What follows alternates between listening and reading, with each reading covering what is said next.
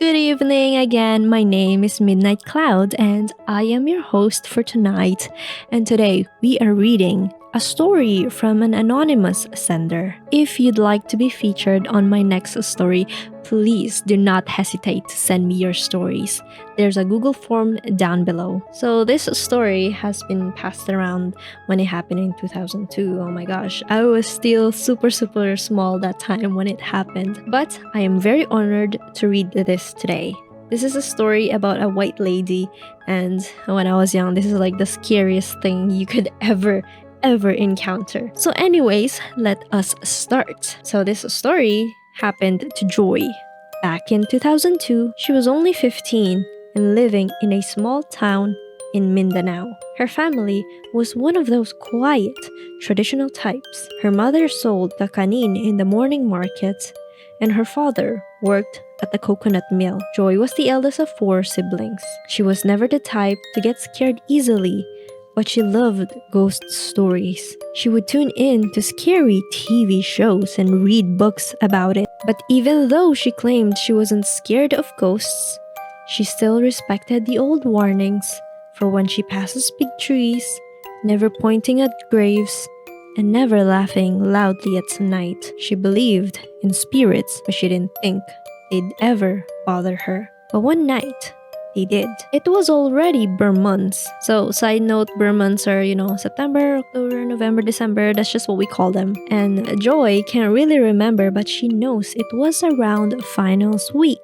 She and her classmates had stayed after school to finish a project in their classroom. It was some kind of diorama thing for a huge grade. They took their time, cutting paper, arguing over glue, laughing too loud, and before they knew it, it was already dark. Now, Joy usually walked home with her younger brother or with a neighbor, but that night, she was the last to leave. Her classmates all lived closer to school, and her house was farther, just past the old mango tree and the narrow dirt path near the creek. Everyone always joked that the mango tree was haunted, but Joy didn't mind it.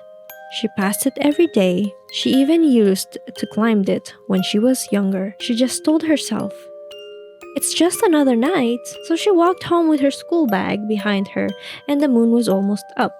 She paid no mind to the humming around her, but then she saw her. Just ahead, maybe 20 feet or so, there was a woman standing under the mango tree. At first, Joy didn't think much of it. Maybe a neighbor or just some passerby. But there was something off. The woman was wearing white. Not just white, but fully white. Bright. Her dress looked too clean for a dusty road, and her hair was so long, very long. It covered half her back, and she was standing perfectly still. So Joy slowed down. Tabi-tabi po, she whispered, just in case. The woman didn't move. She stepped to the side a little. That woman didn't turn, didn't shift, just stood there. The street light started to flicker. She looked up and back. But now, the woman looked closer. Wait, was she moving? Joy couldn't be so sure, but it was like the woman had slid forward.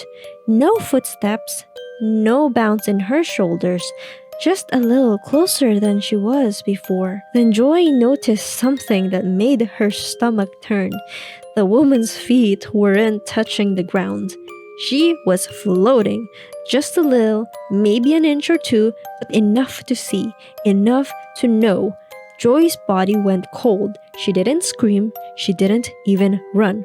She just lowered her head and walked past the woman, slowly, carefully, like she was walking past a sleeping snake. She never looked directly at her face, but as she passed, she felt it, that cold, electric chill on the side of her face, like walking past an open freezer. And she swore she heard a whisper, too soft to understand, but close enough that her ears rang. When she got home, her mother scolded her for being late, but Joy didn't say anything. She couldn't, so she washed her feet in salt water, put her school bag down, and went straight to bed. The next morning, She told her grandmother what happened. Her grandma just nodded and said, "Good thing it didn't call you. If you were called and you answered, you wouldn't be able to go home." Joy didn't walk home alone after that.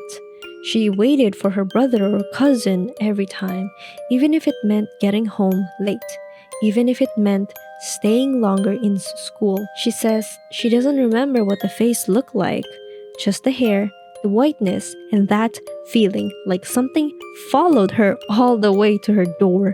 And some nights, she still dreams about that mango tree. And sometimes in the dream, the white lady turns around, but she always wakes up before she can see the face. So, what did you think of that story? That thing that freaked me out the most is when the lady was levitating. I think that is the most creepiest part, because if you just kind of ask everyone around or who knows about these entities, that they will tell you automatically when you see feet not touching the ground, that is guaranteed a ghost. There's actually two types. There's the black lady and there is the white lady. The black lady is, I think, more ominous. It's more to warn you, and usually they wear veils. It depends on which region you are. Back home in Philippines, it's usually different. I aim to never experience this kind of thing ever, because I dream and my dreams are scary enough. So that is a hell no. But it's also ironic because like I I made this YouTube channel to read scary stories. And to be honest, when I was reading all